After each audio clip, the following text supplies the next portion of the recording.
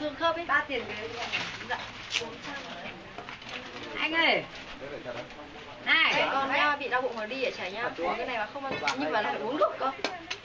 Thì không bao giờ là cố nhẹ thế, uống vào. Tờ báo không chắc cái này. Dạ. Nước đầu luôn. anh không con. Vâng ạ. Bán này Cái gì cơ? Thiêu á?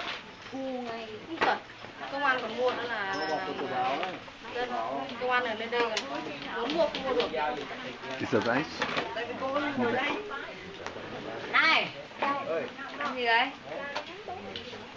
Petite brochette qui me semble être au Ngon lắm cái này. porc. Et à côté, c'est du riz cuit dans le bambou. Lấy được mà. Cùng đặc trưng thì nói chi nữa. Đặc nơi có được những thứ đặc trưng.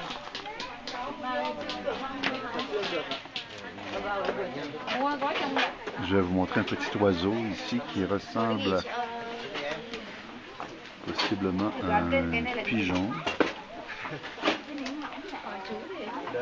Nhưng mà cái này chặt thoải mái đúng không? On va plutôt s'en tenir aux brochettes de porc. Không mở ra. Có quả cho mình mở ra.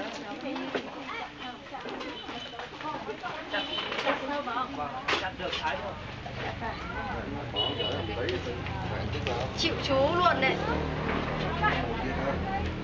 Alors, bon appétit. Đây là ok.